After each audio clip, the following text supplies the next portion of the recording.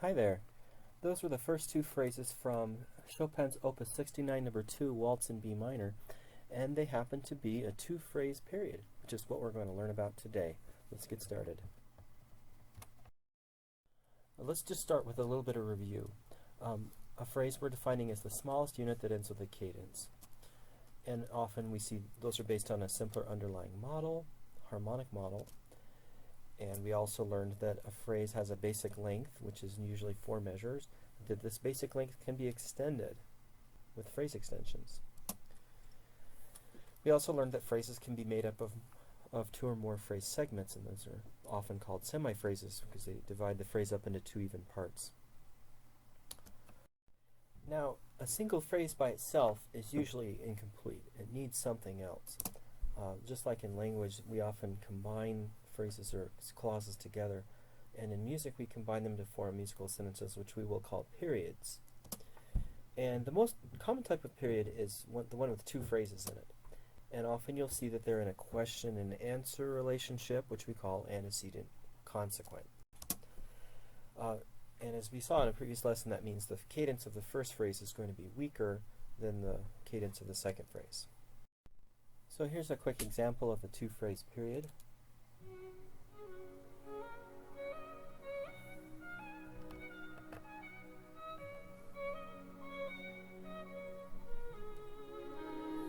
Here's my first antecedent phrase.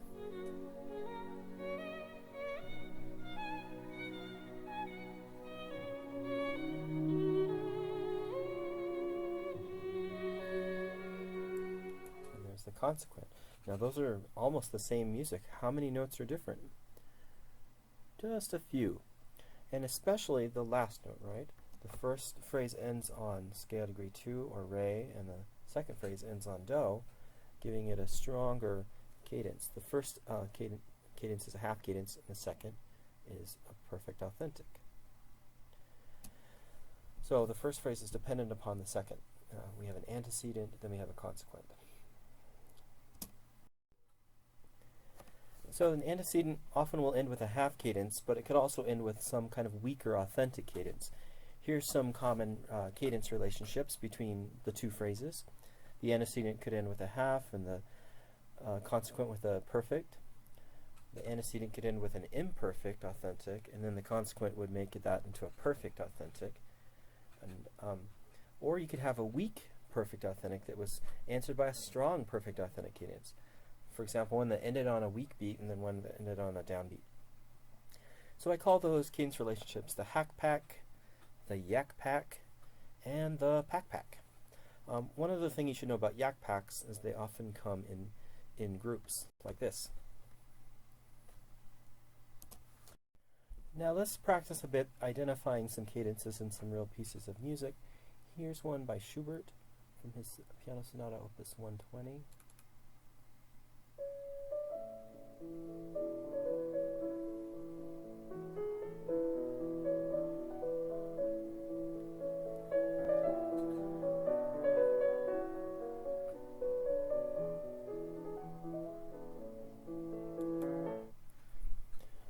Okay, so there were some 2 4-measure phrases here. The first one ended with an imperfect authentic cadence here because it ended on mi, and the second one ended on do in the soprano. They were both 5/1 cadences, so that was a yak-pack. You could describe it like this.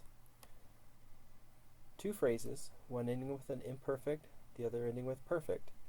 And they started with similar material, so we'll call them both A, but they're different at the end, so we'll call the second one A prime.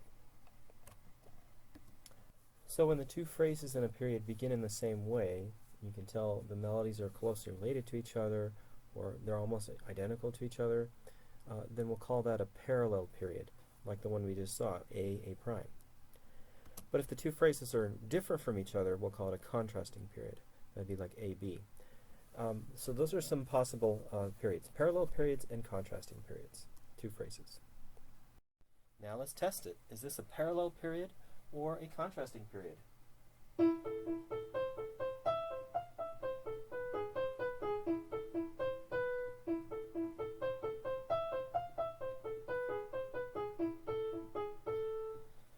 Which was it? Definitely parallel. There's actually only one note that was different between those two phrases, and that was the final note. So that's a parallel period. Only the cadences differ in this case. And we could diagram it like this. Two phrases, A prime, and the first one ends on a half cadence because it ended on re, and that was re, and this one ended on do. That was a pack. Okay, one more example.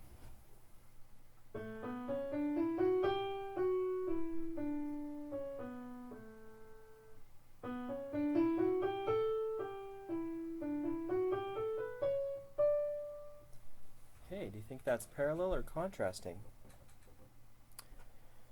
Well, none of the notes are actually the same, but they start out in a very similar way with the same gesture. It's just a transposition, so that's a parallel period as well.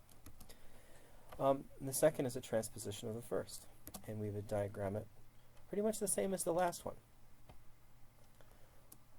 Here's another example.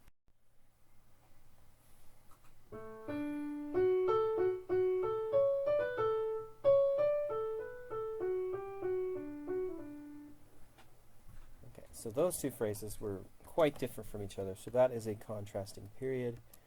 They don't begin the same way, and they would be diagrammed as A and B. The first one was a half cadence again, and the second was a perfect authentic. You could even have the second phrase end in a different key than the first, and if that were to happen, we would call it a modulating period.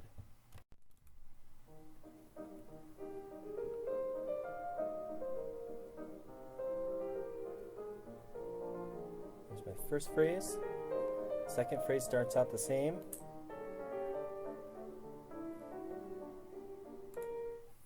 But it actually changes key. So that's a parallel period, but modulating. Like this, A prime.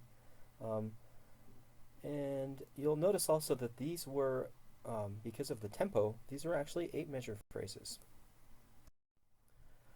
A couple more things for this lesson. If the phrases are about the same length, we'll call it symmetrical. But if the two phrases are very different lengths, we'll call it an asymmetrical period. And this is often caused by an extension that happens in the consequent. That's usually where you'll see that occur. So here's one example of that.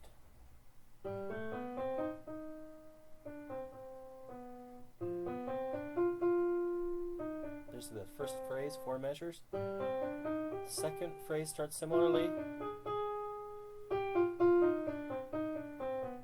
Surprise. So there was an extension in the second phrase, making it 6 measures long rather than 4 measures. So the period is asymmetrical. 4 measures plus 6 measures equals 10. And the consequent was extended. Could you tell how? Measures 8 and 9 were a repetition of 6 and 7. We expected this to resolve right there to do, but it didn't do that immediately. So this internal repetition created the extended consequent. But it is essentially a parallel period with an A phrase and an A prime phrase, the first ending with a yak and the second with a pack. Okay, so that's all we're going to do today for two phrase periods. Go ahead and take the quiz that follows.